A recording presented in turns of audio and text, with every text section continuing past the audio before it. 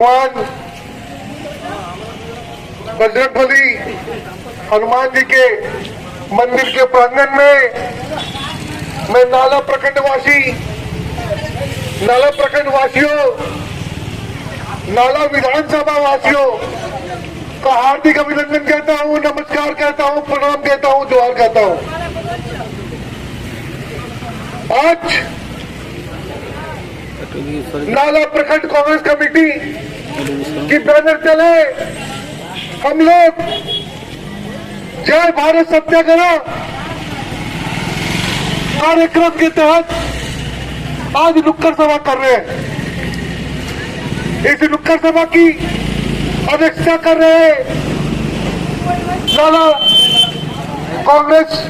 नाला प्रखंड कांग्रेस कमेटी के अध्यक्ष आदरणीय गणेश मित्रा जी, जिला कांग्रेस कमेटी जामताड़ा के उपाध्यक्ष पंकज झा जी, समर माझी जी, मृत्युंजय बनर्जी जी, परिमल डे जी, नरेश मुर्मू जी, रविंद्र घीवर जी, गोविंद वर्मा जी, लक्ष्मीकांत बनर्जी जी, दिलीप औरी जी, मोहन माझी जी, संजय टुडू जी, सत्यानंद श्यामपत माझी जी एवं मेरे साथ गिरिडीह से चलकर आए गिरिडीह जिला कांग्रेस कमेटी के महामंत्री का कार्यालय प्रभारी राजेश सूरी जी, सारे लोगों को मैं नमस्कार, जोहार एवं प्रणाम कहता हूं। आज यह जो नुक्कड़ सभा हम लोग कर रहे हैं, आप लोगों को मालूम होना चाहिए कि नुक्कड़ सभा हम लोग किस लिए कर रहे हैं। ये जो मोदी जी की सरकार है देश में, इन्होंने पूरे भारतवर्ष में एक अलोकतांत्रिक माहौल बनाकर रखा है।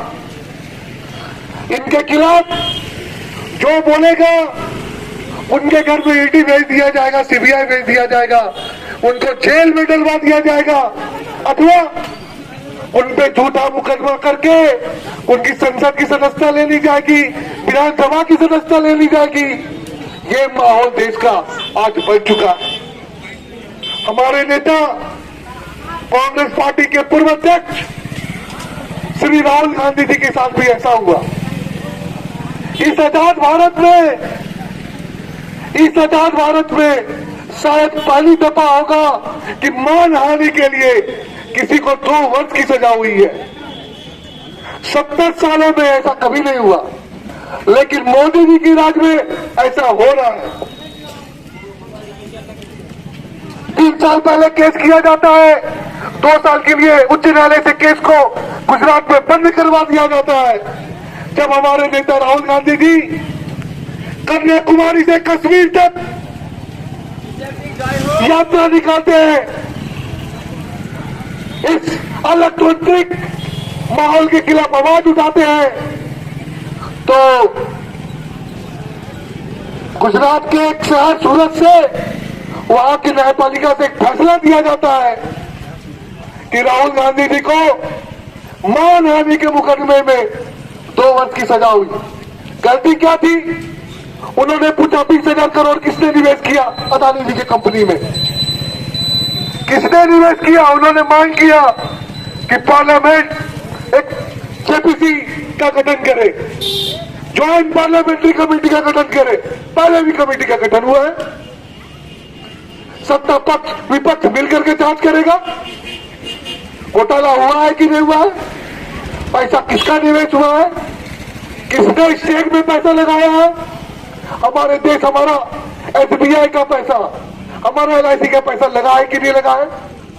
मोदी जी डर गए, क्योंकि मोदी जी के यार अदानी जी और अंबानी जी है। हम दो, हमारे दो, नरेंद्र मोदी जी, अमित शाह जी, अदानी जी, अंबानी जी। क्या गलत किया राहुल जी ने?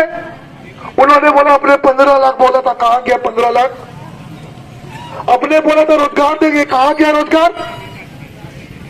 अपने बोला चाइना से सुरक्षा देंगे, कहां गया चाइना से सुरक्षा? और चाइना हमारे ऊपर चढ़ा हुआ है। अपने बोला आतंकवादी हमला खत्म हो जाएगा, कहां खत्म हुआ आतंकवादी हमला?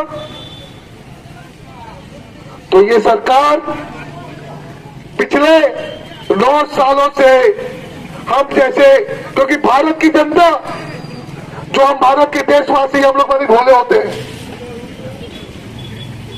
कोई भी बढ़िया बेचने वाला आता है, हम लोग उनकी बातों में फंसते हैं और हम लोग उनका सामान खरीद लेते हैं।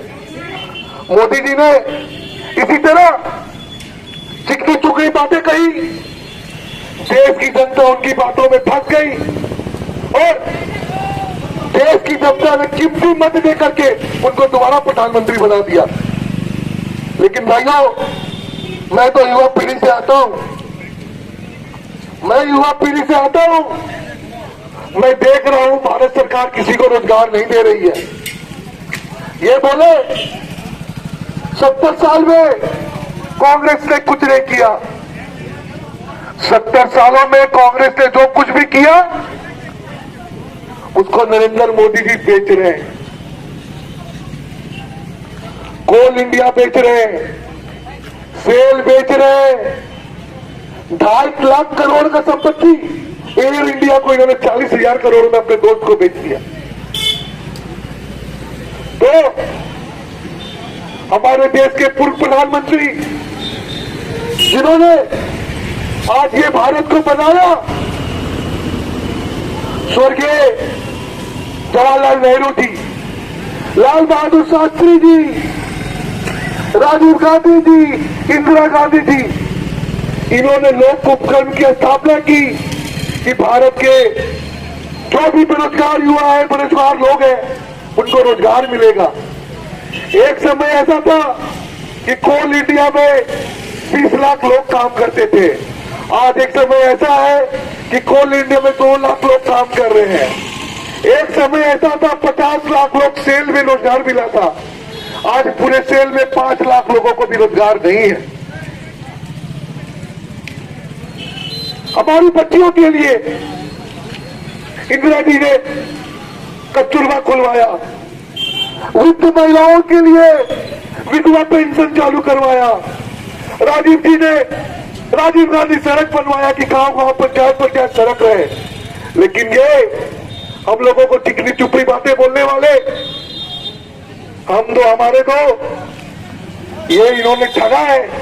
और आज इन लोगों ने देश में एक माहौल जो बनाया है कि इनके खिलाफ में, चाहे वो जिला का नेता हो, चाहे वो विधानसभा का विधायक हो, चाहे वो लोकसभा का सांसद हो, अगर इनके खिलाफ में आवाज उठाएगा तो उसको ये जेल भेज देंगे, उस पर सीबीआई की इंक्वायरी करवाएंगे, उस पर इन्फोर्समेंट डायरेक्टरेट बैठा देंगे।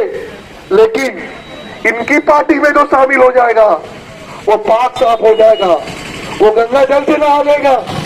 तो भाइयों, अभी भी समय है। मैं इस नाला प्रखंड के प्रखंड वासियों से अनुरोध करूंगा कि भाइयों, अभी भी चैन जाए। आने वाले 1 साल के अंदर लोकसभा का चुनाव होगा।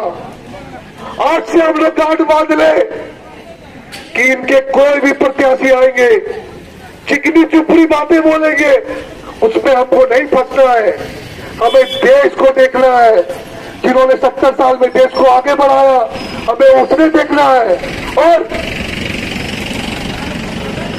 सोशल मीडिया के माध्यम से, अखबार के माध्यम से, जैसे भी हो, अपने अगल बगल वाले लोगों को बताना है कि ये जो तानाशाह की सरकार है, इससे कैसे 70 साल में जो देश आगे बढ़ा था, किस तरह पूरे देश को इन्होंने कर्जों में डुबो दिया है।